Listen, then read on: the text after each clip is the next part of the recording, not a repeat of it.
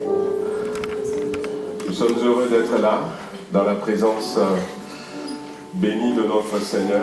Amen. Heureux de se retrouver. Il y a certaines personnes, depuis l'année dernière, on ne les a pas encore rencontrées. Bon, ça fait seulement quelques jours. Mais on a changé d'année. Amen. Et Dieu a de nouveaux objectifs. Nous le croyons de tout notre cœur pour son Église, pour chacun d'entre nous. Et ce matin, il a préparé quelque chose de spécial pour chacun d'entre nous. Nous savons, et nous l'avions dit dimanche dernier, que nous, on voit des choses, on se dit « Ah, c'est pas hasard », mais il n'y a pas de hasard avec Dieu. Il sait toutes choses et il sait utiliser toute situation. Amen. Voilà, on va, avant de commencer à le louer, à l'adorer, on veut remettre ces moments entre les mains du Seigneur. On veut lui demander de poser sa main sur cette journée. Amen. De nous bénir dans tout ce que nous allons faire. Nous sommes heureux d'avoir Cédric, Naomi avec nous depuis la Martinique. Amen. Voilà. Et puis nous avons aussi le pasteur Lionel Roland, directeur de l'ITV, qui va nous apporter tout à l'heure le conseil divin et puis quelques informations sur l'Institut biblique de théologie des Assemblées de Dieu de France. Et nous croyons que ça va être une matinée bénie. Amen. Voilà, mais avant de commencer, on va simplement remettre ces moments entre les mains du Seigneur. Je voudrais demander à mon frère Claude Pradina, s'il veut bien, prier que le Seigneur nous bénisse ce matin. Merci Seigneur encore pour cette journée que tu nous permets de passer dans ta maison. Amen. Merci pour ces instants bénis. Bonheur d'être là, Promettons encore toute cette matinée, Seigneur, tu vas la bénir, tu vas poser ta main sur chacun, Seigneur, tu vas bénir également la parole qui sera annoncée, Seigneur, les chants également, mon Dieu, nous te remercions pour tout ce que tu vas faire encore. Nous t'apportons les malades, mon Dieu, qui n'ont pu venir encore, nous pensons à nous. Bonjour à tous, c'est vraiment une joie ce matin de pouvoir se retrouver dans la présence du Seigneur. Amen, en ce début d'année, je ne sais pas dans quel état tu es, je ne sais pas dans quel état de fatigue ou d'état émotionnel que tu es, mais je crois une chose, c'est que le Seigneur va t'accompagner, va nous accompagner tout au long de cette année. On va commencer ce moment de louange par ce chant qui dit « Voici le jour ». Alors on a l'habitude de le chanter, voici le jour que Dieu a fait, qu'il soit pour moi un sujet de joie, mes craintes sont dans ses mains, je ne pense plus au passé, j'avance. Mais j'aimerais qu'on se projette, on ne va pas le chanter, mais on va le penser, voici l'année que tu as fait. Amen, voici l'année que Dieu a fait. Je suis persuadée que le Seigneur, il pensait à cette année-là déjà. Il pensait aussi qu'il allait être fidèle envers nous. Il sait ce qu'on va traverser, il sait comment on commence l'année, mais il sait également tout ce qu'il a de bon en réserve pour nous. Et que vraiment ce chant, il soit comme un chant de victoire, qu'on puisse le proclamer. Mais voici l'année que tu as fait, Seigneur. Qu'elle soit pour moi un sujet de joie.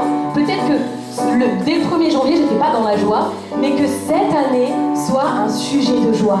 Amen. Est-ce que vous le croyez? Est-ce que vous avez envie de le vivre? Amen. Alors on va chanter vraiment de tout notre cœur.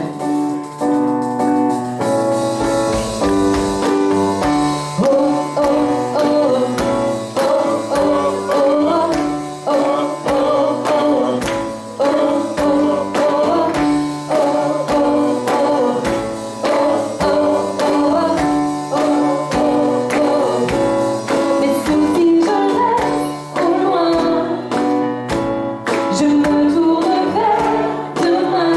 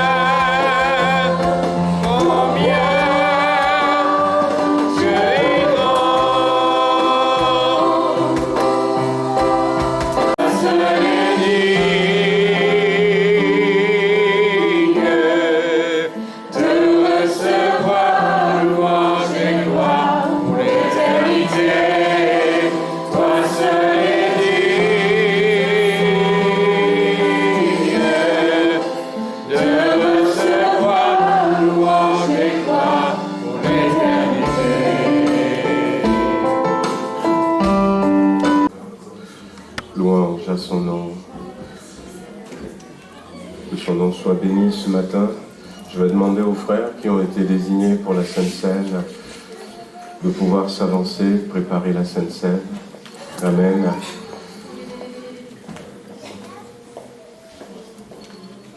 Le prophète avait demandé la pluie et il envoyait son messager pour voir si le nuage apparaissait, parce qu'il savait que quand le nuage apparaîtrait, alors la pluie serait là. Mais toi, le Seigneur te dit, ce n'est pas parce que tu ne vois pas de nuage que la pluie ne va pas venir. Ce n'est pas parce que tu ne vois rien que ça ne va pas arriver. C'est simplement parce qu'il faut du temps pour que tout s'organise. La pluie ne vient pas comme ça. Il faut tout un tas de choses pour que cela enclenche le nuage et que le nuage puisse se déverser. Il en est de même pour ce que le Seigneur veut pour toi dans ta vie. Il te dit patiente. Ce n'est pas parce que tu ne vois rien qu'il n'y a rien qui va arriver. Patiente, le Seigneur est avec toi. Il te tient chaque jour debout. Patiente, et cela viendra.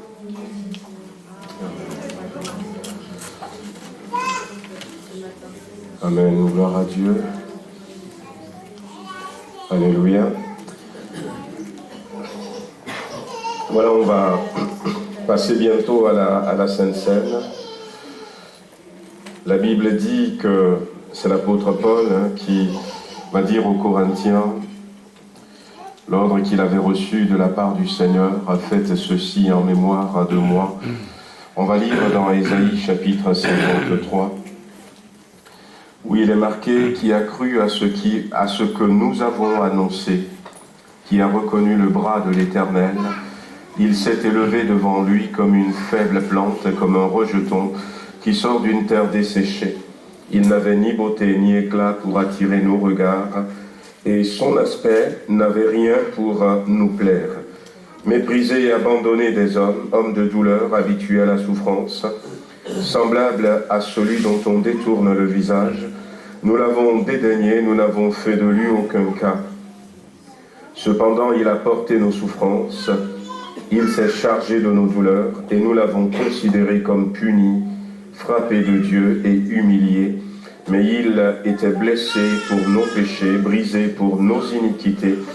Le châtiment qui nous donne la paix est tombé sur lui, et c'est par ses meurtrissures que nous sommes guéris. Et cette semaine, nous nous sommes rappelés, pour ceux qui n'étaient pas là pendant la semaine, nous nous sommes rappelés que dans ce souvenir que Jésus veut que nous ayons semaine après semaine, jour après jour, c'était comme ça au départ de l'Église, ils se retrouvaient tous les jours. Il ne faut pas oublier qu'à plusieurs reprises, Dieu va parler de lui-même. De lui-même. La Bible dira, par exemple, dans ce chapitre 53 d'Ésaïe au verset 12, « Parce qu'il s'est livré lui-même à la mort. » Et nous avions insisté sur ce lui-même. Dieu n'a pas simplement envoyé quelqu'un, mais c'est lui-même qui s'était déplacé. L'apôtre Paul dira que Dieu était en Jésus-Christ à la croix pour nous réconcilier avec lui-même. Et la Bible dit, déchargez-vous sur lui de tous vos soucis, car lui-même prend soin de vous. Et au début de cette année, c'est bien de se rappeler que la croix, elle est importante. On veut se souvenir de la croix. Mais la croix, c'est Dieu lui-même. C'est lui-même qui a choisi ce chemin pour venir à chacun d'entre nous. Ceci pour nous montrer combien, qui que nous sommes ce matin, nous avons de l'importance. Nous avons de la valeur à ses yeux. C'est pour ça que, pour ceux qui sont baptisés par immersion, qui sont préparés pour la Sainte Seine, on va prendre ce moment avec confiance, avec assurance, on va le prendre en se disant, mais non seulement je veux me regarder comme je suis, mais je veux me regarder comme lui, il me voit. Et je veux avancer dans cette nouvelle avec cette assurance. Peu importe ce que vous traversez, peu importe ce qu'on a pu vous dire, peu importe dans quel état vous aviez terminé l'année 2022, eh bien, lui, il vous voit différemment. Je suis quelqu'un pour qui Dieu lui-même s'était déplacé. Et puis pour ceux qui peut-être n'ont pas encore pris leur baptême par immersion, ceux qui peut-être ne sont pas prêts, eh bien ne tardez pas, parce qu'il a fait pour vous. Et quelle belle preuve d'amour que de lui dire, eh bien je viens à cette croix et j'accepte de passer par les eaux de baptême pour répondre à l'amour, un amour si grand que tu as manifesté pour moi. On va se mettre debout pour ceux qui sont baptisés par immersion. Seigneur notre Dieu, nous voulons te remercier encore ce matin. Il nous arrive des fois de ne pas voir cette expression lui-même. Mais ce matin, Seigneur, nous voulons réaliser que c'est toi-même. C'est toi-même qui as choisi la croix. Tu diras, Seigneur, personne ne m'ôte la vie. Je la donne moi-même. J'ai le pouvoir de la donner, j'ai le pouvoir de la reprendre. Et tu l'as donnée pour chacun d'entre nous. Et en début de cette année, nous voulons nous rappeler que tu l'as donnée pour nous. Et nous voulons tous ensemble, encore une fois, pendant ce temps de la Sainte Seine, réaliser combien tu nous aimes. Mais combien, Seigneur, tu veux nous accompagner, tu veux nous conduire, tu veux nous guider.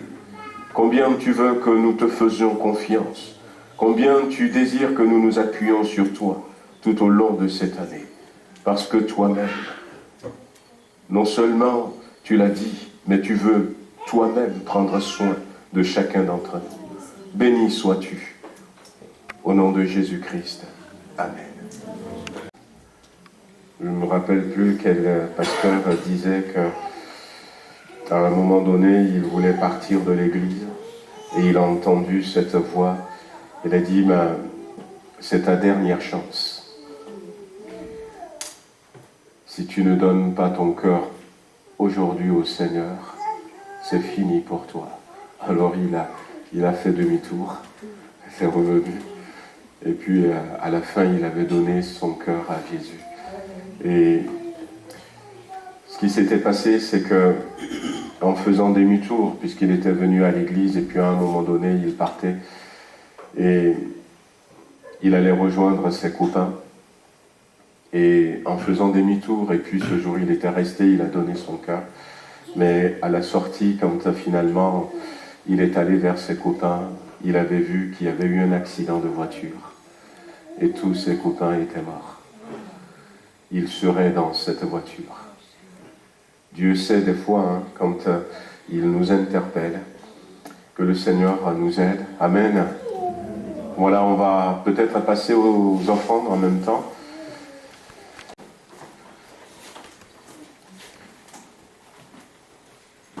Voilà, bonjour à tous, je suis heureux d'être parmi vous, c'est la première fois que je suis à Villefranche-sur-Saône. Voilà, j'avais un oncle qui avait une entreprise pas très loin dans la région, mais il est en retraite maintenant en Dordogne, donc voilà, mais j'ai jamais eu l'occasion de venir, et donc je remercie votre pasteur de m'avoir invité pour cette occasion. Demain je serai à la rencontre pastorale aussi qui aura lieu sur Lyon, à Dessy.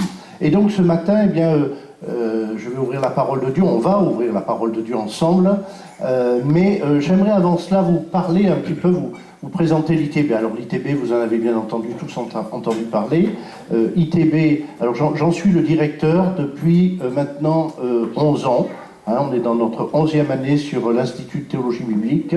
On a succédé au pasteur Alain Larocque, et puis au pasteur Michel Maurice, et puis voilà, à tous les illustres directeurs qui ont été depuis plus de 50 ans maintenant. 54, on arrive à 54 années d'existence de cet institut biblique, qui est l'institut biblique de nous tous, des assemblées de Dieu de France, de l'ensemble des assemblées de Dieu de France. Ça ne m'appartient pas, hein, voilà, et c'est notre bien commun. Hein, c'est notre bien commun. Donc j'aimerais vous le présenter sans trop tarder. Voilà, si on peut peut-être passer le PowerPoint qui va vous présenter un petit peu ce qu'est l'ITB. Donc, si vous allez sur Internet, hein, voilà, vous savez ce que c'est Internet.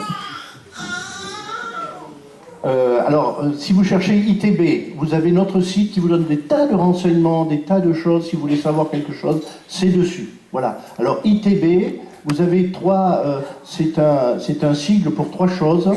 Institut technique de la betterave, c'est pas nous. Et Institut des techniques bancaires, c'est pas nous non plus, dommage. Hein, voilà. Donc, mais c'est l'Institut de théologie biblique. Donc nous sommes situés à Léognan, dans la région bordelaise. De 68, puisque c'est l'année de création de l'Institut biblique, qui s'appelait en fait le CFB à l'époque, eh bien, il a été logé au château de Bièvre, en région parisienne. Donc j'ai fait une petite flèche. Non, c'est pas celui-là, il faut en rester sur le premier. Alors il y a peut-être une anime derrière. Non, je ne sais pas. Donc, dans ce château qui est aujourd'hui la maison littéraire de Victor Hugo. Donc, si vous voulez voir, il était en moins bon état quand on l'a laissé en 84. Et puis, depuis, nous sommes installés dans la région bordelaise, dans ce qu'on appelle un château dans la région bordelaise. Vous êtes dans une région de vin, donc je sais aussi que vous avez des châteaux dans le Beaujolais. Hein, voilà. Mais bon, on ne va pas faire la compète ce matin. Hein. Voilà. Donc, nous sommes installés dans un château qui s'appelle Château Latour, dans le territoire de Pessac-Léognan. Hein, je ne sais pas s'il y en a, ça dit quelque chose, ou des Graves. Hein, voilà, c'est cette région-là, pas très loin du Château Carbonieux. Les vignes, d'ailleurs, appartiennent au Château Carbonieux qui est tout près. Et donc, nous sommes là depuis 1985. Et jusqu'à ce jour, voilà, pour situer un petit peu où nous nous trouvons. Donc c'est à quelques kilomètres de Bordeaux. On peut poursuivre. Voilà, ça c'est une vue d'ensemble, même avec la prairie à côté qui nous appartient, dans lesquelles on a un projet d'agrandissement, avec un regard favorable de la mairie sur cela, parce que jusqu'à maintenant c'était des terres agricoles, et bon, mais les bonnes relations qu'on a tissées ces dernières années avec la mairie nous permettent d'envisager de construire pour agrandir nos locaux, pour accueillir plus d'étudiants dans des meilleures conditions, etc. Voilà, ça c'est l'entrée du château, alors voilà, c'est magnifique. Voilà, ça c'est... Oui, on peut continuer. Voilà, ça c'est l'entrée quand vous rentrez dans le bâtiment principal. Hein. C'est magnifique. Bon, le château, ça a des revers aussi. Hein. Voilà, il y a des beaux côtés, mais les toitures à refaire, etc. etc. Ah oui, je pense qu'il y a une animation qui est sur le truc. Donc si vous pouvez me le maintenir, est-ce que ça peut passer en manuel? Voilà. Alors ça c'est une classe avec les étudiants d'ITB. Je ne tiens pas. Bon, je crois qu'il y a une animation qui est sur le PowerPoint. Bon. Il ne tient pas en manuel. Voilà une classe de l'Institut de théologie biblique. Là aussi, comme ça, c'est...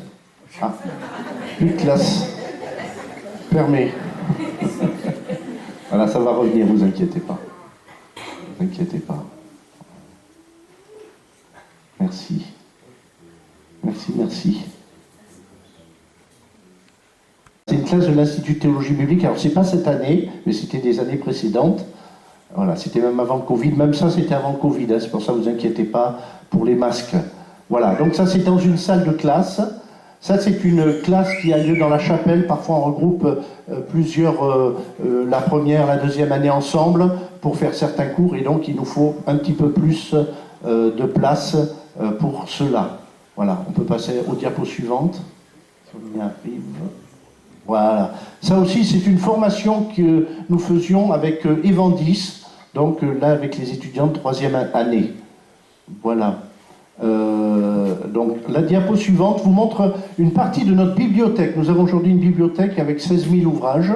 On a beaucoup grandi, voilà, c'est encore une partie de notre bibliothèque.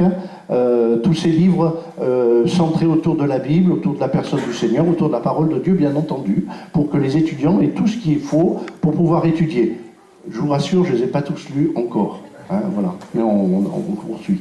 Voilà, c'est un instrument utile aussi, et ça nous appartient à nous tous. Alors bien entendu, à l'ITB, on mange aussi. Voilà, alors ça c'est notre cuisinier, alors en blanc. L'autre c'est un étudiant qui soit est venu pour la causette, soit est venu avec lui. Voilà, pour travailler. Tous les jours, on a entre, on va dire, 30 à 50, quand il y a les pastorales, on monte parfois jusqu'à 80-90 repas à servir tous les jours sur le site de l'ITB. Bon, il y a une partie de notre salle de restauration, alors bien sûr, c'est magnifique, mais voilà, c'est aussi les conditions. Les étudiants se détendent aussi, bien entendu, après avoir étudié. Donc ça c'est un moment de détente pour les étudiants donc après les cours.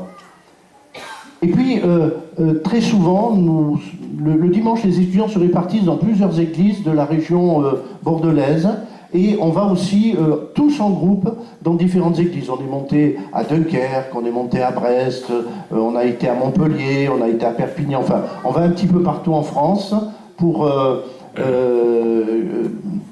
annoncer, présenter l'ITB et chanter, et puis porter le témoignage aussi des étudiants et encourager ceux qui seraient. Voilà, depuis quelques années, on a mis en place une classe de guitare avec notre sœur qui s'occupe de la musique, Marie Gauthier, peut-être que certains connaissent, qui a mis en place une classe de guitare. Donc tous les étudiants peuvent faire de la guitare. On leur prête même une guitare pour ça, parce que c'est utile quand on fait l'école du dimanche pour accompagner les chants, quand on conduit les moments de louange, enfin dans différentes situations. Donc on a proposé aussi cela.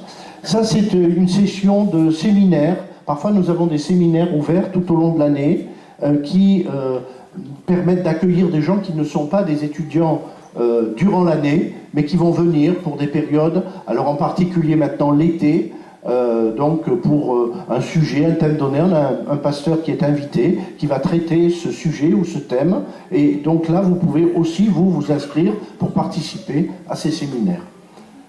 Et puis une dernière, voilà, ça c'est donc une présentation de cela, et puis bien sûr notre site Internet sur lequel vous pouvez vous rendre à tout moment. Alors c'est plus la même présentation aujourd'hui, voilà, et donc ça permet de pouvoir ainsi avoir un rapide coup d'œil sur l'ITB. Si vous voulez qu'il soit moins rapide, vous allez sur le site ITB et là vous aurez plein d'informations, etc. Alors je voudrais vous remercier. Je sais que l'église de Villefranche est membre de l'ITB et qu'à de nombreuses reprises, eh bien, vous avez soutenu l'ITB. Je voudrais vous en remercier tous ensemble pour cela et vous dire que le soutien des églises, je termine par cela rapidement, eh bien, nous permet de maintenir un prix de pension pour les étudiants modique. Bien sûr, ils participent, c'est un engagement financier, etc. Mais le soutien des églises et des particuliers qui soutiennent l'ITB eh bien, permet de maintenir pour les étudiants un prix modique. Aujourd'hui, eh bien, on est entre nous, donc un étudiant, quand il est à l'ITB, c'est 500 € par mois, nourri, logé, pas blanchi quand même, il se blanchit tout seul, enfin il se fait son nettoyage tout seul, nourri, logé et enseigné avec tout ce que cela comporte. Sachez que nos enseignants ne sont pas rémunérés, on leur paye juste les frais de déplacement lors de leurs interventions. Donc merci à vous pour aussi vos prières. Priez pour l'Institut de théologie biblique, priez pour les étudiants. Cette année, dans tous les instituts bibliques, on a une baisse un petit peu des étudiants suite aux effets conjugués du Covid et de tout ce qui s'est passé. Voilà, et puis donc un intérêt, priez pour qu'il y ait des jeunes et des moins jeunes, puisqu'à l'ITB, on a des gens qui ont plus de 50 ans, qui s'engagent avec le Seigneur, et pour que... C'est vrai que c'est un gros engagement, mais c'est l'engagement aussi de toute une vie. Que le Seigneur vous bénisse. Voilà. Merci pour votre attention sur l'ITB. Merci beaucoup. C'est bon, merci. Je vais poursuivre par la prédication. Vous voulez me représenter, reparler entre... Non, non, c'est bon. Voilà. Merci à vous pour votre accueil, chaleureux. Je pensais qu'il ferait plus mauvais. Non. J'avais vu la météo. Et ils avaient annoncé beaucoup très noir et beaucoup de pluie, tout ça. Et puis finalement, il fait presque meilleur qu'à Bordeaux. Voilà. On va pas se plaindre. J'essaye de me rattraper. Gloire à Dieu. Voilà, je vous invite à ouvrir avec moi la parole de Dieu ce matin et on va faire deux lectures. Donc une première dans la lettre de Jacques, l'épître de Jacques. Alors si vous n'avez pas de Bible, vous pouvez suivre avec votre voisin. À l'ITB, j'aime bien que les étudiants aient leur Bible. J'insiste même pour qu'ils aient une Bible en papier. Bon, je ne vais pas développer le sujet ce matin, mais je crois que c'est bien cette matérialité, cette incarnation du texte au travers de la Bible. Alors, on va aller dans l'évangile de Jacques. L'évangile, oui, c'est quand même l'évangile aussi, mais enfin, parce qu'on appelle la lettre de Jacques. Et on va faire une première lecture dans le chapitre 4, les versets 13 à 15.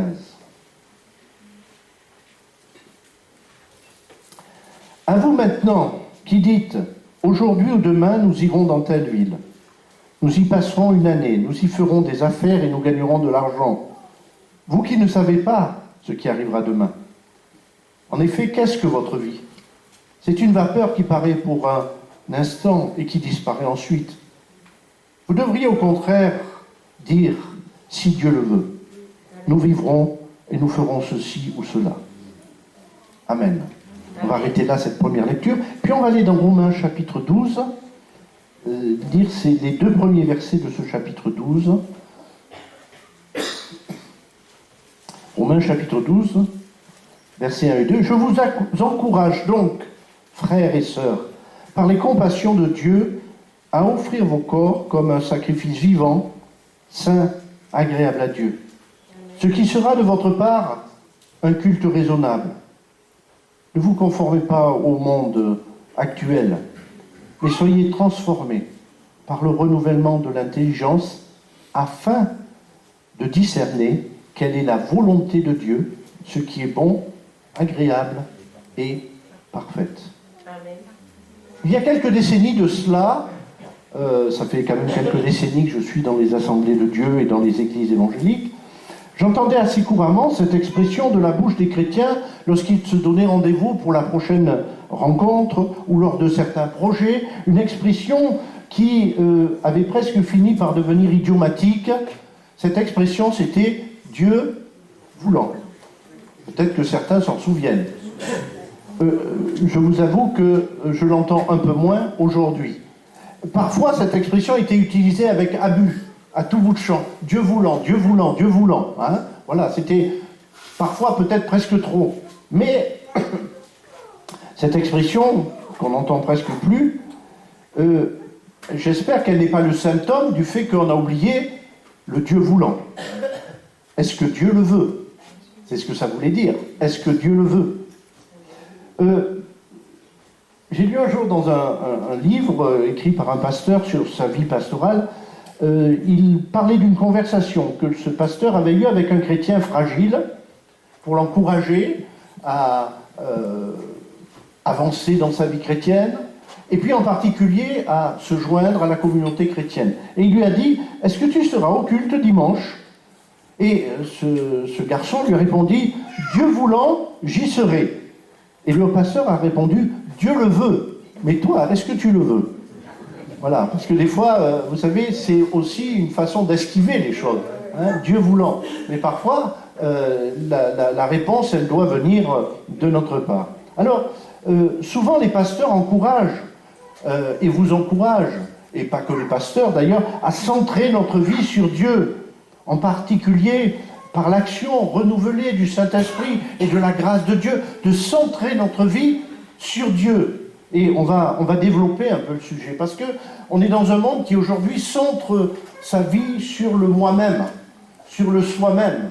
Et c'est quelque chose qui devient tellement étouffant aujourd'hui, tellement terrible, cette histoire du soi-même, que ça finit par devenir contre-productif. Nous parlons souvent dans nos chants, Jésus soit le centre. Et notre sœur qui a fait chanter, peut-être qu'elle pourrait nous chanter, il y a le chant Jésus soit le centre. Bon, enfin voilà, il y a plusieurs chants qui nous montrent, on veut que Jésus soit au centre. Formidable, c'est des chants extraordinaires. Hein, voilà. Mais j'espère qu'on les chante en conscience de ce que nous sommes en train de dire. Je vous propose ce matin ce recentrage, en mettant la volonté de Dieu au centre. Recentrer notre vie sur Dieu. ce n'est pas mettre Dieu au centre de notre volonté, de nos intentions, de nos scénarios, mais c'est rechercher et accepter d'être au centre de la volonté divine. Est-ce que vous comprenez la différence? Alors on va essayer de développer. Parce que parfois certains disent, Seigneur, voilà, Seigneur, viens m'aider, viens, Seigneur, ah, je veux ça, Seigneur, je sais que tu seras avec moi, etc. Mais est-ce que nous voulons que le Seigneur soit dans notre volonté ou nous être dans la sienne? Comprenez le questionnement qui se pose. Alors peut-être que parfois il faudra un décentrage de nous-mêmes. C'est parfois ce qui est difficile. Parce que naturellement, nous sommes très souvent centrés sur nous-mêmes. Le moi-moi. Hein? Oh, ça c'est vrai dans le monde actuel, mais c'est vrai de tout temps. Les hommes très souvent bien, se sont centrés sur eux-mêmes. L'égoïsme, le narcissisme sont des mots qui accompagnent l'humanité depuis l'aube. Et est-ce que c'est pas là parfois ce qui bloque? Cette nécessité d'un renoncement quelque part, d'une révision de nos principes. Alors,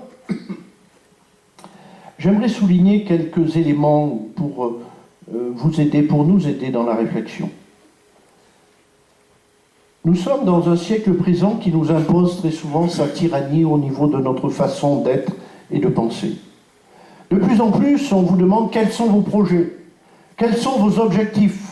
Il faut être intentionnel, prospectif, analytique. Peut-être que c'est des termes que vous avez entendus dans vos entreprises. C'est quoi ton objectif? Quand on vous embauche, les gens ils viennent pour avoir un boulot des fois. On leur dit, c'est quoi votre objectif? Quel est votre plan de carrière? Déjà, avoir un boulot et toucher un salaire.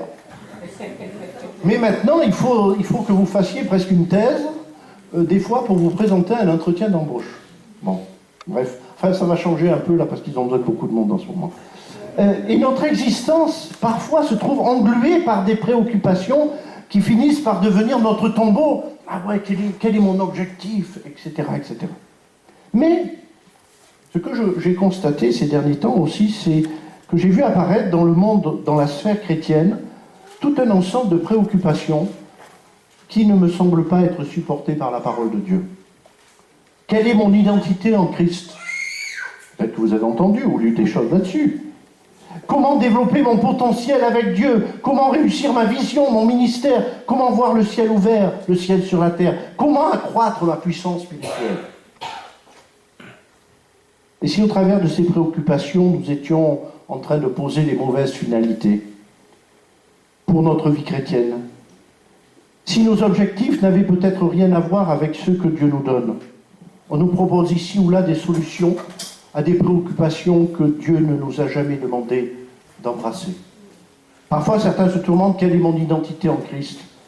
Mais plutôt que de laisser Christ agir dans leur vie, plutôt que de se laisser remplir à travers de la parole de Dieu, de la connaissance de Christ, plutôt que d'accepter l'action du Saint-Esprit en eux. Bref, je ne vais pas développer le sujet. Alors, on revient à ce texte de Jacques. Nos projets et leurs limites. Jacques, on le sait, s'adresse à des croyants d'origine juive, qui étaient, à cette époque-là, dispersés dans l'Empire romain. On est là quelques décennies après la mort de Jésus. On sait qu'il y avait cette diaspora juive tout autour du bassin méditerranéen. Et donc ces chrétiens d'origine juive, nous savons que la plupart d'entre eux étaient commerçants, artisans, hommes d'affaires. Étant des gens dans la diaspora, quand vous êtes dans une diaspora, vous ne possédez pas de terre. C'est les autochtones qui possèdent la terre. Les gens des diasporas ne possèdent pas la terre. Donc ils sont obligés d'occuper des zones d'activité économique autres. Artisanat, commerce, etc. C'est quelque chose de tout à fait logique et d'assez universel. L'Empire romain, on le sait aussi, était très dynamique économiquement et très semblable à notre société, très organisé. On organisait les routes, les voies maritimes, pas simplement pour acheminer plus facilement les troupes dans telle ou telle région de l'Empire, mais aussi pour que l'économie circule plus facilement. Oh, c'était pas nos autoroutes d'aujourd'hui, mais quand même, dans certains endroits, vous avez encore des routes romaines qui restent, et ils ont tellement bien fait les routes que des fois, ça tient même mieux que certaines routes qu'on fait aujourd'hui. Bon, je ne vais pas trop en dire, hein, voilà. Elles ont traversé les siècles, et des fois, bon, ça secouait un peu, hein, les cailloux, ça secouait un peu. Hein. Mais Aujourd'hui encore, projet, planning, management donnent au monde une sensation de maîtrise et parfois une attitude d'arrogance.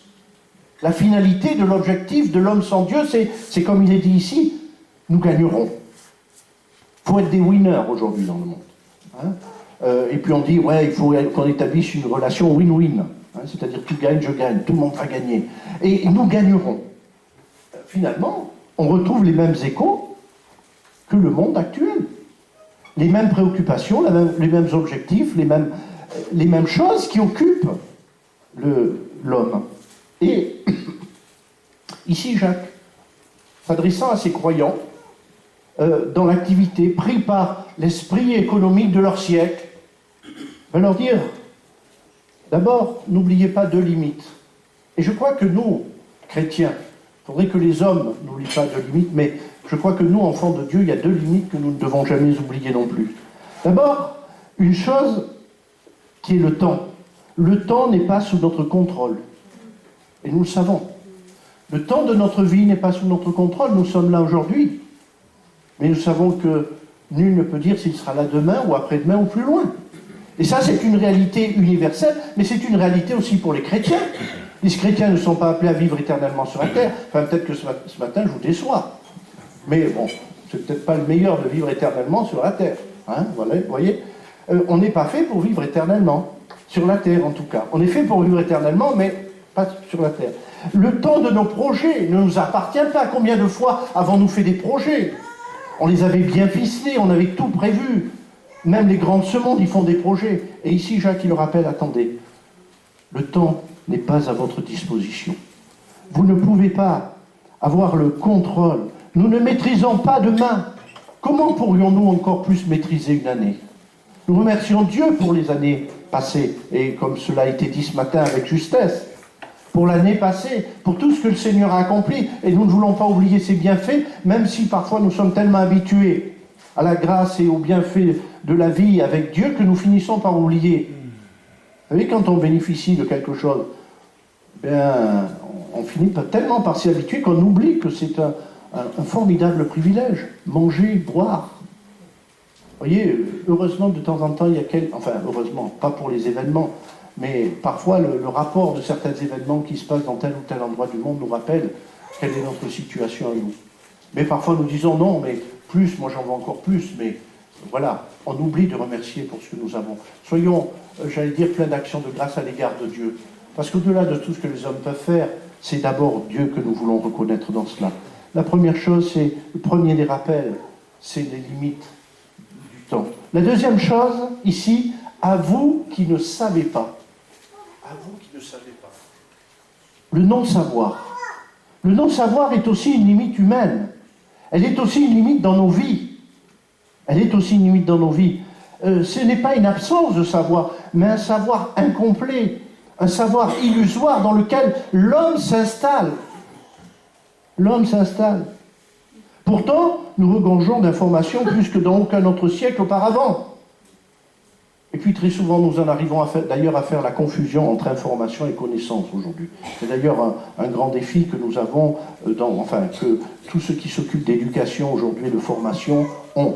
C'est-à-dire qu'il y a vous arrivez en face de gens qui sont jeunes et qui sont dans des situations pour apprendre et qui vous disent « Ah non, mais je sais », parce qu'ils ont été glanés 3 informations sur Internet. Mais derrière le maître ou l'enseignant, oui, il a les informations, peut-être pas toutes d'ailleurs les mêmes, mais derrière, il a la connaissance. C'est-à-dire les connexions d'informations entre elles, l'expérience qui va avec et tout cela. Mais aujourd'hui, on est dans un monde qui nous fait croire que il vous suffit d'avoir un certain nombre d'informations et que ça y est, vous connaissez toutes choses. Et c'est ça la confusion. Et il nous faut prendre garde, nous en tant que chrétiens, à garder cette humilité, à dire Seigneur, je te connais, oui, j'ai vécu des choses avec toi. Mais Seigneur, j'ai encore tant à connaître de toi. Amen. Il y a tellement de choses que je ne sais pas. Et là, il va leur dire, attendez, faites attention, vous pensez savoir. Mais à vous qui ne savez pas, vous savez, on s'aperçoit aujourd'hui de la fragilité de la connaissance humaine, du savoir humain. Ah, on sait comment on va diriger l'économie mondiale. Et puis l'idée dans la tête d'un homme vous change le monde entier. Oui, il y a quoi je fais allusion, mais il n'y a pas que cela, en 1000 choses. Tous les processus d'information, d'analyse, de feedback ont fait de l'homme sans Dieu un être arrogant, un présomptueux qui se sent capable de maîtriser sa destinée et de pouvoir faire aboutir tous ses rêves et toutes ses espérances. Or, il n'en est rien. Et la fameuse bête avec plein de pattes partout, là, hein, la bête ronde, là, hein, le fameux corona, je ne sais pas quoi, hein, voilà, eh bien, il nous a rattrapés. Voyez-vous, quelques mois avant, qui aurait imaginé des rues vides, des gens chez eux calfeutrés. Voyez, si peu de choses peuvent faire basculer le monde entier. On est dans une fragilité, et nous-mêmes, nous sommes inclus dans ce monde. Quelle illusion lorsque l'homme veut se passer de Dieu, vivre sans Dieu, lorsque nous-mêmes nous pensons que, Seigneur, oui, il faut que tu remplisses mes plans. Mais Seigneur, non, je veux entrer, je veux faire de ta volonté le chemin que je vais suivre. Le chemin que je vais suivre. Voyez-vous, le chemin que Dieu nous a tracé, c'est un chemin bien sûr qui pour nous est nouveau, mais ce n'est pas un chemin entièrement nouveau parce que c'est un chemin déjà sur lequel Jésus a marché. C'est un chemin qu'il a déjà tracé. Il y a déjà des traces du chemin dans sa parole. Il y a déjà des choses qui sont là. Même si pour nous, il y a des choses encore à découvrir, un chemin sur lequel nous devons avancer. Méfions-nous parfois de ne pas substituer le plan de Dieu à nos propres scénarios. Dans l'évangile de Luc, au chapitre 24, au verset 21, il y avait 2 hommes qui, alors que Jésus était ressuscité, alors que c'était l'événement le plus extraordinaire de l'humanité qui venait de se passer, la mort de Jésus-Christ, mais sa résurrection d'entre les morts, c'est un élément majeur de l'histoire de l'humanité. Même si ceux qui ne croient pas en Dieu tiennent ça pour quelque chose de secondaire, voire de mythologie. Nous tenons ça pour une réalité, la plus grande réalité. Jésus-Christ crucifié. Il est crucifié, il est ressuscité pour notre justification, dit la parole de Dieu. Et ces 2 disciples d'Emmaüs, eh bien, ils sont là sur le chemin. Ah oui, merci. Si j'ai besoin. Merci. Il prend soin de moi, votre pasteur. Hein. Il veut que j'arrive au bout. Merci. Voilà que ces gens, au lieu de se réjouir, ce sont pourtant des disciples de Jésus. Ce ne sont pas des apôtres, mais des disciples de Jésus. Voilà qu'ils sont attristés au moment où, dans l'histoire du salut, il se passe l'événement le plus extraordinaire qui soit. Pourquoi? Simplement parce que, si vous lisez de près, vous apercevrez que, dans leur tête, ils s'étaient fait un projet dans lequel ils avaient inclus Jésus. Parce que parfois, nous pouvons nous faire nos projets en incluant Jésus dedans. Mais ce n'est pas parce que je fais un projet en incluant dans ma tête Jésus dedans que c'est le projet de Jésus. Et Jésus a dû les rectifier, comme on dit aujourd'hui, hein, les récupérer. Jésus a dû, d'ailleurs avec une certaine vigueur, vous lirez les paroles de Jésus dans l'évangile de Luc, tu n'es pas là en train de dire « Non, mes petits, vous n'avez pas compris. » Non, race incrédule, voilà, il a été très fort. Et pourtant, ces gens-là avaient un bon cœur. Leur scénario, c'était quoi? Je le résume, mais vous le savez, pour ceux qui connaissent ce texte-là, leur scénario, c'était « Jésus va délivrer Israël du joug romain. Jésus va nous apporter la libération nationale. » Est-ce que c'était un mauvais objectif? Non, c'était un bon objectif. Mais ce n'était pas l'objectif de Dieu. L'objectif de Dieu était beaucoup plus grand, beaucoup plus vaste. Ce n'était pas la libération nationale d'Israël du 1er siècle, du joug de l'envahisseur romain. C'était un plan beaucoup plus grand, beaucoup plus magnifique, beaucoup plus glorieux. Si nous pouvions déjà comprendre que les plans de Dieu sont beaucoup plus glorieux que tous nos plans, sont beaucoup plus magnifiques, sont beaucoup plus durables, sont beaucoup plus éternels que tout ce que nous pouvons planifier dans nos têtes. Alors peut-être que nous commencerions à dire « Seigneur, je veux appliquer ma vie à rechercher ta volonté, Seigneur. Je veux appliquer mon cœur. » Le projet de Dieu était finalement plus grand et glorieux que leur projet personnel de libération nationale. Alors au contraire, oui. Au contraire, vous devriez dire « Si Dieu le veut ».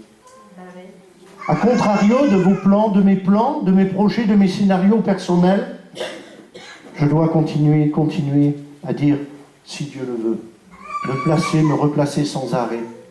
Parce que parfois on a un tel projet que, parfois même pour des choses dans l'œuvre de Dieu, on a des fois des certains développent ce principe d'un projet, voilà, on établit tout, on va jusqu'au bout, et puis c'est comme si le Seigneur, il n'avait plus la main sur le projet. C'est comme s'il nous appartenait à nous et que c'était à nous de faire tout aboutir. Heureusement, de temps en temps, le Seigneur, il nous dit, stop, barrière, hein, feu rouge qui s'allume, ah, bon. Et alors là, on est contrarié, parce qu'on dit, mais comment, Seigneur, tu m'avais fait ceci, tu m'as fait ça. Non, on s'était imaginé que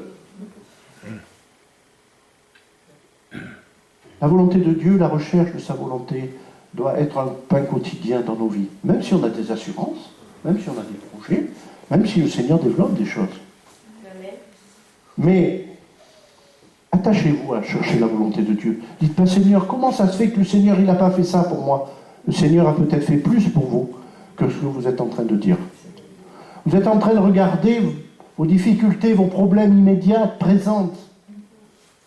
La chose dans votre vie quotidienne, et je ne dis pas qu'elle n'a pas d'importance pour vous, mais le Seigneur est en train de regarder beaucoup plus loin que vous, et voudrait que vous puissiez lever son regard vers sa volonté. C'est pour ça que le Romains chapitre 12 est quelque chose d'important. Pour moi, c'est un pivot, ces deux premiers versets, ces premiers versets du chapitre 12. Paul, dans les 12 premiers chapitres de Romains, a parlé du plan du salut, du croyant affranchi, sauvé par la grâce, justifié par la foi, de la place d'Israël dans le plan de Dieu, de la vie selon l'Esprit, etc., etc. Tous ces magnifiques versets de cette épître royale, qui est l'épître de Paul aux Romains, magnifique, lisez-la et relisez-la. Alors même si c'est compliqué, relisez-la 2 fois. Si c'est compliqué encore, relisez-la 3 fois. Pénétrez-vous de ces vérités. Vous allez voir petit à petit qu'elles vont... Et puis au chapitre 12, au verset 1, il dit... Je vous exhorte donc. Moi, on m'a appris que quand il y a un donc, ça renvoie, enfin, je ne sais pas si les profs de français ou de langue, nous, quand il y a un donc, ça renvoie à ce qui est avant. Hein, c'est une conjonction de coordination. Hein, voilà. Et donc, ça renvoie à ce qui est avant. Donc, tout ça établi, le plan de Dieu, etc. Donc, maintenant, eh bien, qu'est-ce qu'il dit? Il dit que...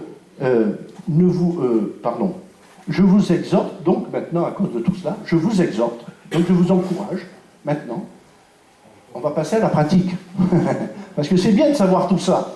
Mais comment ça se concrétise? Vous savez, la doctrine, elle nous entraîne vers la pratique. Les gens qui ont dit, on n'a pas besoin de doctrine. Si, on a besoin de doctrine pour établir notre pratique.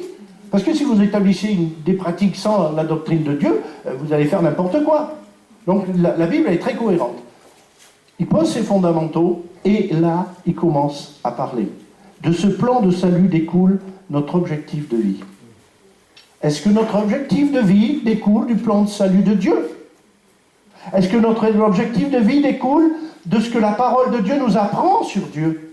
Sur ce que Dieu est, sur ce que Dieu pense, sur ce que Dieu ressent, sur ce que Dieu veut? Est-ce que c'est là notre... Nous avons compris cela. Si nous n'avons pas compris cela, alors... Oui, nous sommes des chrétiens, nous avons adhéré à certaines réalités, à un certain credo. Mais nous n'entrons pas pleinement dans ce que le Seigneur veut. Et c'est pour ça que Paul dit, je vous exhorte donc, par les compassions de Dieu, à offrir vos corps comme un sacrifice vivant et agréable. Pourquoi? Parce que tout ce que nous allons faire, être et penser, ça se passe où? Dans notre corps. C'est le contenant de tout cela. C'est le contenant de tout cela. Tout cela se passe dans notre corps, ça ne se passe pas ailleurs. La mise en œuvre de la vie chrétienne, elle se fait dans notre vie et donc dans notre corps. Il est très pratique. Afin que vous discerniez, afin que, donc là aussi, on ne va pas faire du français ce matin, continuer, mais afin que, ça nous amène, il y a le mot fin dedans, donc vers une finalité, un objectif. Bon, voilà, hein, je pense que votre niveau, même en français, est peut-être même supérieur au mien, afin que donc on a ici l'évocation d'une finalité. La finalité que Dieu nous fixe, c'est quoi? C'est pour ça, tout à l'heure, je disais, on nous dit, il faut que tu recherches ta puissance spirituelle, ceci, ça. Non, qu'est-ce qu'il est dit? Afin que vous discerniez quelle est la volonté de Dieu. La finalité, dans notre démarche chrétienne, doit être ce discernement de la volonté de Dieu. Discernement, ça veut dire que c'est pas facile. Quand on a besoin de discerner une chose, c'est que il y a besoin d'une application. Quand vous avez besoin de discerner, des fois c'est un peu compliqué. Non pas à cause de Dieu, mais à cause de nous-mêmes. Vous savez, bon, vous n'êtes pas compliqué, mais moi des fois je suis un peu compliqué. Voilà. Donc des fois dans nos têtes c'est un peu compliqué parce qu'il y a plein de choses qui se passent, il y a plein d'influences, plein de choses. Afin que vous discerniez quelle est la volonté de Dieu, afin de s'y conformer. Ne vous conformez pas, c'est-à-dire ne prenez pas les schémas du monde présent, mais cherchez à discerner la volonté de Dieu. Au contraire, afin que vous compreniez. Et Jacques dit ça au contraire. Oui, est-ce que Dieu a le droit de me contrarier? Je vous pose la question. Oui, Dieu a le droit de me contrarier. Je ne suis pas un enfant gâté. D'ailleurs, dans l'éducation, ceux qui ont des enfants, ils les contrarient de temps en temps. Si vous ne contrariez jamais vos enfants, je crains qu'arrivés à l'âge adulte, ils aient quelques problèmes relationnels dans leur travail, à l'école ou ailleurs. Oui, parce que Dieu nous dit non. Est-ce qu'il doit, est-ce qu'il peut, est-ce qu'il a le droit de nous dire non? Même quand on a des années et des années de vie chrétienne derrière nous, Dieu a le droit, je lui reconnais le droit sur ma vie de me dire non. Parfois la Bible, je suis dans une certaine façon d'être, façon de vivre, façon de penser, et puis je tombe sur un verset biblique et qui me dit non, tu ne peux pas garder ce sentiment dans ton cœur. Non, tu ne peux pas persister dans telle attitude. Et alors ça me contrarie, parce que Seigneur, surtout pour lui là, Seigneur, oui, je veux pardonner le monde entier, mais lui là, Seigneur, tourne la tête. Seigneur, tourne la tête quelques instants, pas longtemps, Seigneur. Voilà. Permets-moi juste. Non. Non. Et on sait très bien, avec un peu de temps de marche avec le Seigneur, on sait très bien quand c'est le Seigneur qui nous parle. Et on sait très bien quand la parole de Dieu, elle vise les choses avec justesse. Alors après, c'est à nous, c'est un dialogue intérieur, c'est avec le Seigneur dans notre vie. Pourquoi la volonté de Dieu est contrariante par rapport à l'homme? D'abord parce que la nature de Dieu est autre que la nôtre. Dieu est tout-puissant. Il y a tout en Dieu. Dieu est infiniment au-delà. Quand les hommes comparent Dieu avec les hommes, ils se trompent. Quand les psychologues ou tous ceux qui aujourd'hui parlent de Dieu de manière insensée parlent de Dieu, ils parlent de Dieu comme si c'était un homme. Et s'ils n'ont pas compris la nature différente de Dieu. Et que même la folie de Dieu, elle est plus sage que la plus grande des sagesses du monde et que toutes les sagesses du monde réunies. Deuxièmement, la volonté de Dieu nous contrarie parce qu'elle échappe à notre contrôle. Nous aimons bien tout avoir sous contrôle. Je suis au contrôle.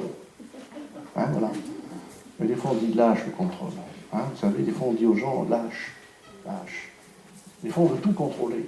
Et plus on contrôle, finalement, moins on contrôle. C'est comme genre, je contrôle. Ils sont sur une route glissante, je contrôle.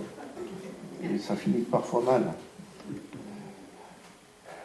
La volonté de Dieu, Dieu la révèle. Et il est capable de la mettre en œuvre aussi. Dieu est aussi celui qui sait tout.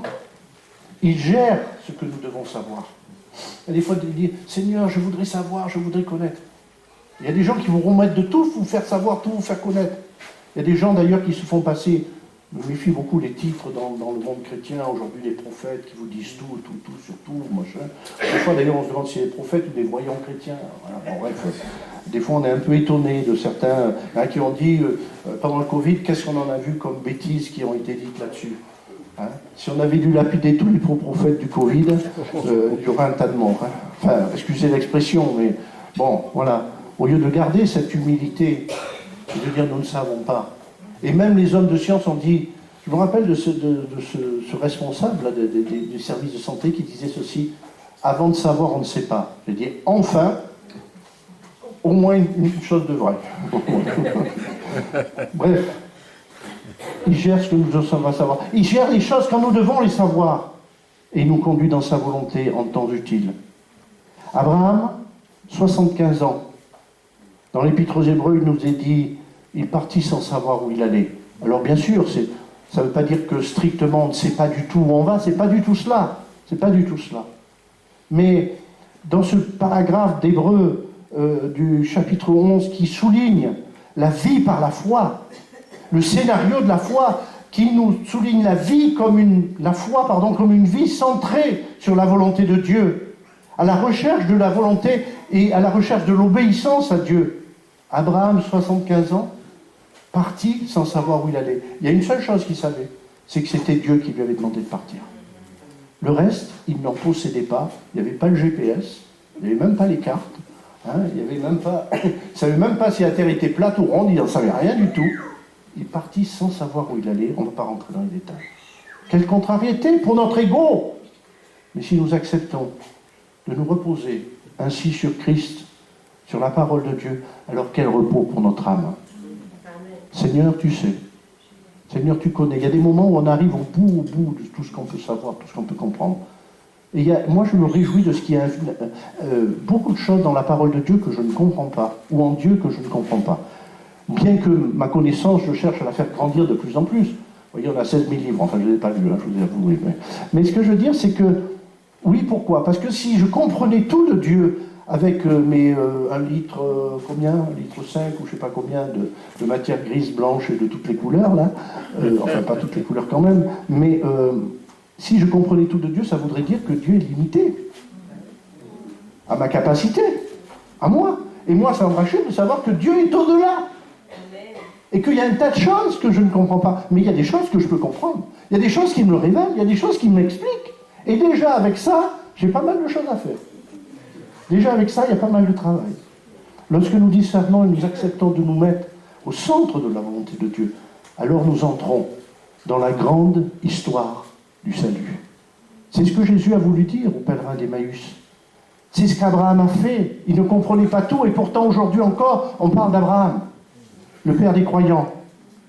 Il est au début de cette histoire du salut qui allait continuer à se dessiner jusqu'à atteindre son apogée en Jésus. Ce que Jésus révèle aux marcheurs d'Emmaüs, c'est la même chose. Il y a un grand plan de Dieu. Est-ce que je veux être simplement quelqu'un qui vit mon petit plan à moi, mes petits scénarios avec mes réussites, mes échecs, à la fin dire, bon, je m'en suis pas trop mal tiré? Ou est-ce qu'au contraire, je veux dire, Seigneur, je veux faire partie de ton plan. Je veux être à quelque part ce que tu veux que je sois dans ce grand plan du salut. Qu'importe, Seigneur, mais le plan, il est plus grand que moi. Jésus avait cette volonté soumise à celle du Père. Jésus est entré dans le grand plan de salut, décidé de toute éternité par Dieu le Père, dans l'éternité de Dieu. Alors, je dirais, un petit peu en terminant, nous disons parfois que ta volonté soit faite. Mais est-ce vraiment le cas? Il est important de discerner, de se placer au centre de la volonté de Dieu. Cela sera du plus grand bénéfice pour notre vie. Lorsqu'au terme du voyage, il se terminera peut-être dans très longtemps, nous nous retournerons et nous dirons, Seigneur, eh bien, j'ai marché, j'ai essayé de marcher selon ta volonté, Seigneur. Et on entendra la voix du Seigneur nous dire, c'est bien, bon et fidèle serviteur, entre dans la joie de ton maître. Amen. Gloire à Dieu. Amen. Nous avons la profonde certitude que ce que Dieu veut aura toujours une fin, comme il est dit dans le Romain, bonne, agréable et parfaite, c'est-à-dire harmonieuse, équilibrée. C'est ça le sens du mot parfait.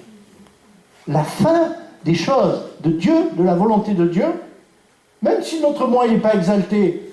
Vous savez, il y a des chrétiens, ils ont emprunté ce chemin et ils se sont retrouvés, parler hier d'un homme qui a passé de nombreuses années au fond d'un puits.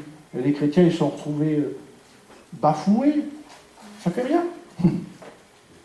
Alors, je vous souhaite pas, hein, voilà, je ne peux pas faire exprès. Mais, bon, on ne sait pas.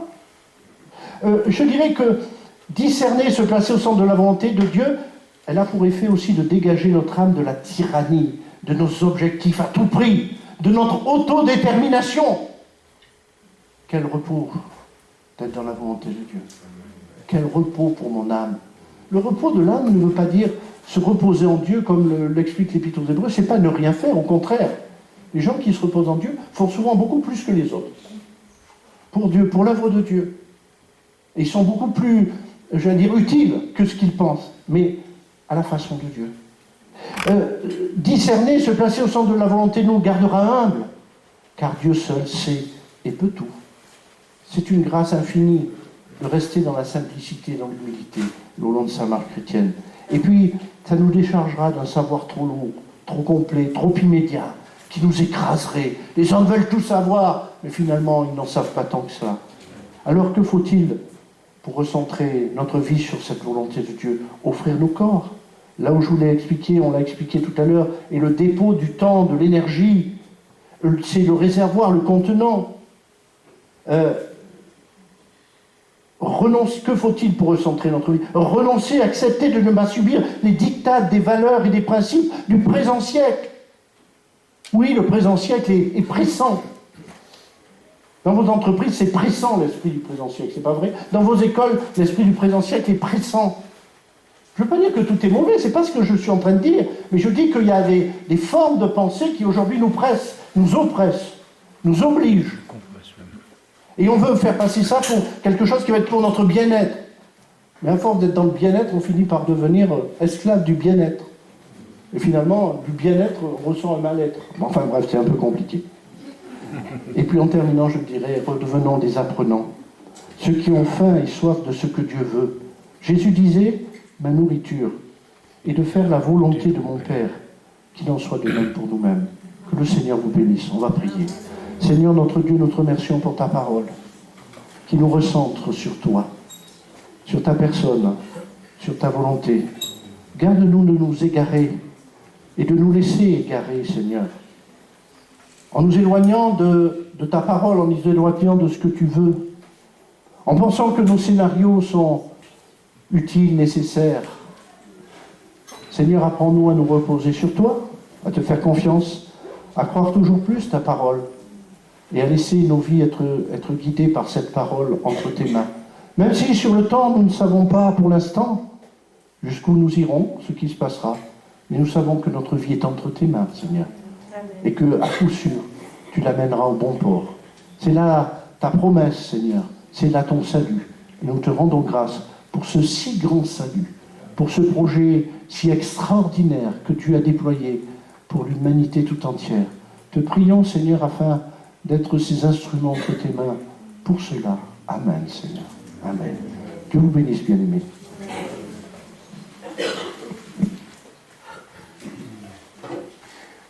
Gloire à Dieu. Merci au pasteur Lionel Roland. Voilà, c'est important, surtout dans... Bonjour à tous. C'est vraiment une joie ce matin de pouvoir se retrouver dans la présence du Seigneur. Amen. En ce début d'année, je ne sais pas dans quel état tu es, je ne sais pas dans quel état de fatigue ou d'état émotionnel que tu es, mais je crois une chose, c'est que le Seigneur va t'accompagner, va nous accompagner tout au long de cette année. On va commencer ce moment de louange par ce chant qui dit « Voici le jour ». Alors on a l'habitude de le chanter, voici le jour que Dieu a fait, qu'il soit pour moi un sujet de joie, mes craintes sont dans ses mains, je ne pense plus au passé, j'avance. Mais j'aimerais qu'on se projette, on ne va pas le chanter mais on va le penser, voici l'année que tu as fait. Amen, voici l'année que Dieu a fait.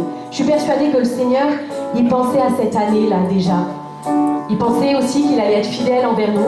Il sait ce qu'on va traverser, il sait comment on commence l'année, mais il sait également tout ce qu'il a de bon en réserve pour nous. Et que vraiment ce chant, il soit comme un chant de victoire, qu'on puisse le proclamer. Mais voici l'année que tu as fait, Seigneur. Qu'elle soit pour moi un sujet de joie. Peut-être que dès le 1er janvier, je n'étais pas dans la joie, mais que cette année soit un sujet de joie. Amen. Est-ce que vous le croyez? Est-ce que vous avez envie de le vivre? Amen. Alors on va chanter vraiment de tout notre cœur.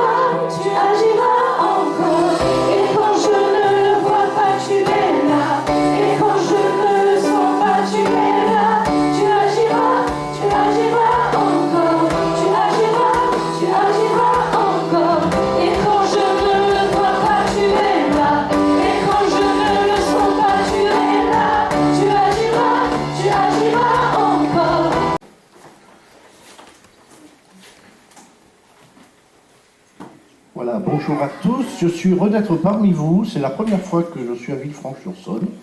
Voilà, j'avais un oncle qui avait une entreprise pas très loin dans la région, mais il est en retraite maintenant en Dordogne. Donc voilà, mais j'ai jamais eu l'occasion de venir. Et donc je remercie votre pasteur de m'avoir invité pour cette occasion. Demain, je serai à la rencontre pastorale aussi qui aura lieu sur Lyon à Dessy.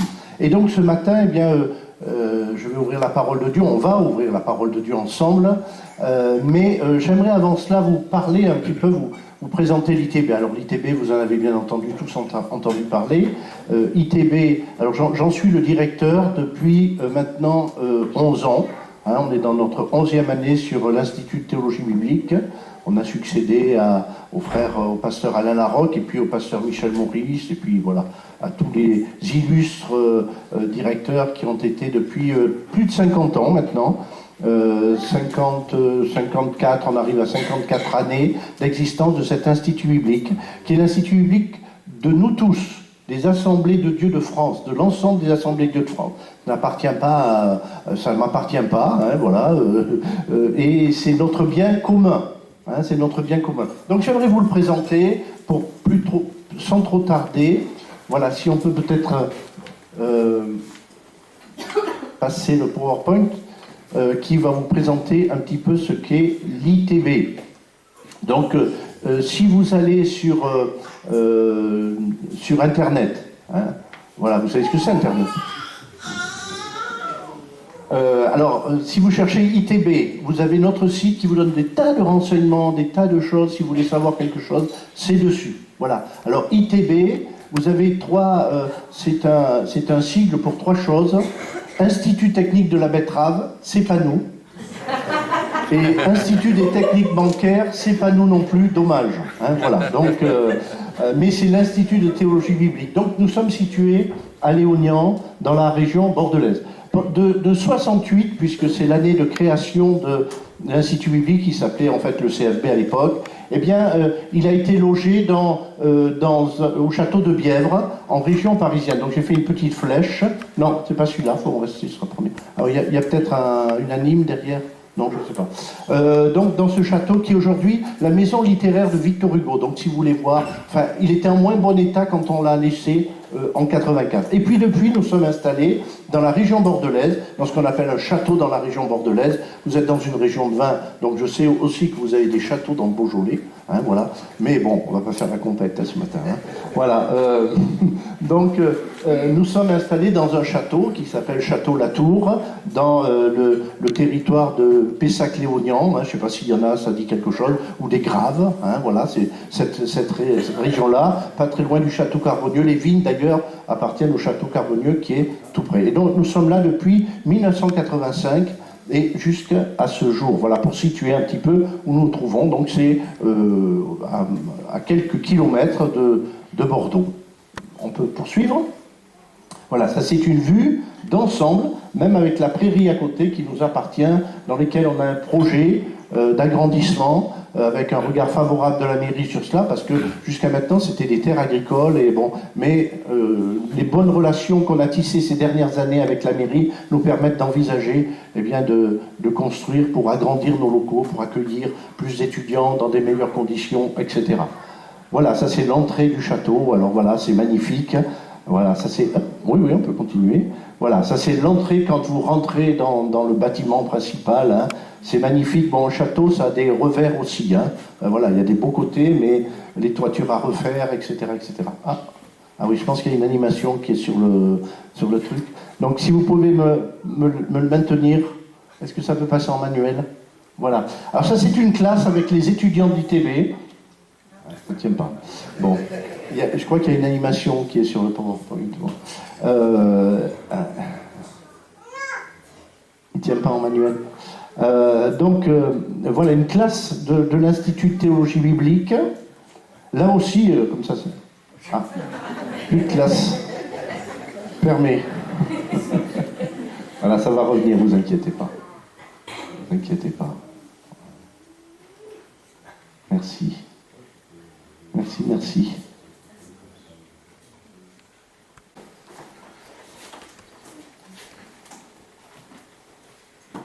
Voilà, bonjour à tous, je suis heureux d'être parmi vous, c'est la première fois que je suis à Villefranche-sur-Saône.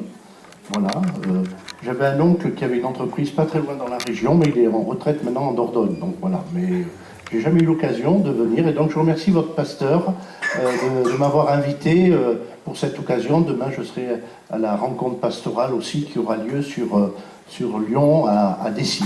Et donc ce matin, eh bien, je vais ouvrir la parole de Dieu, on va ouvrir la parole de Dieu ensemble, mais j'aimerais avant cela vous parler un petit peu, vous présenter l'ITB. Alors l'ITB, vous en avez bien entendu, tous entendu parler.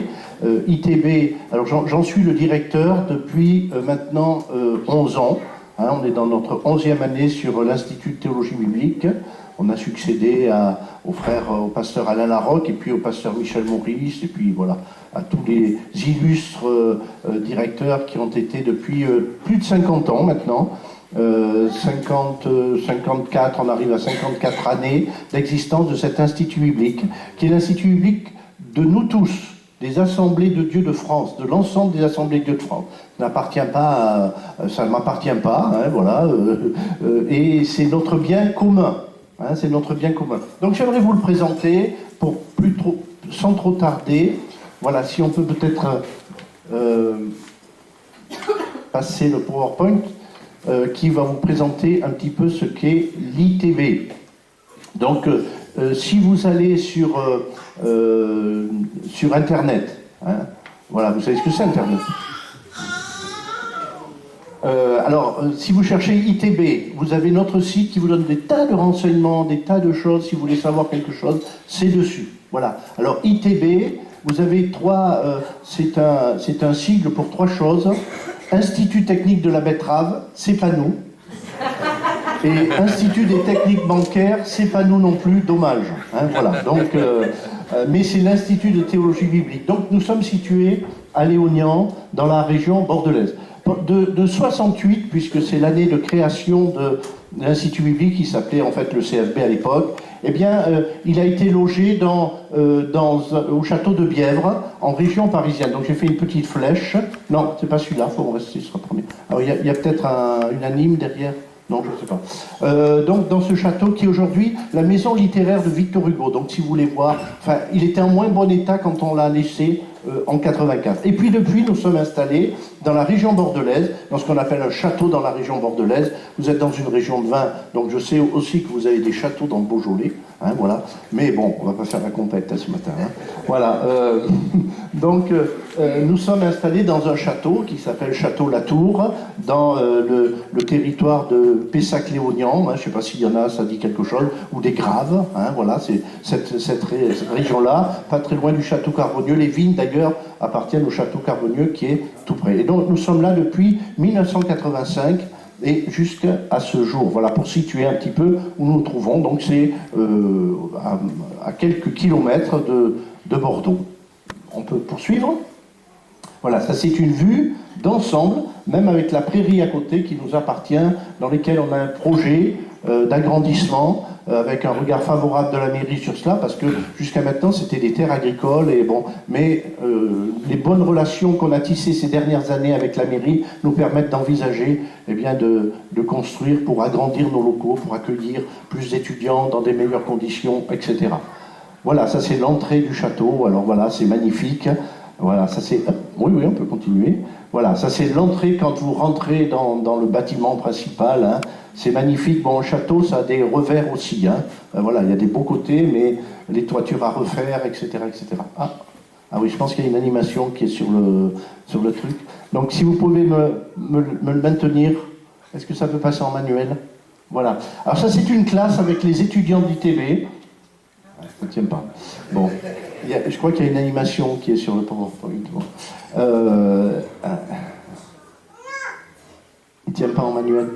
Voilà une classe de l'Institut de théologie biblique. Là aussi, comme ça, c'est... Ah, une classe. Fermée. Voilà, ça va revenir, ne vous inquiétez pas. Ne vous inquiétez pas. Merci. Merci.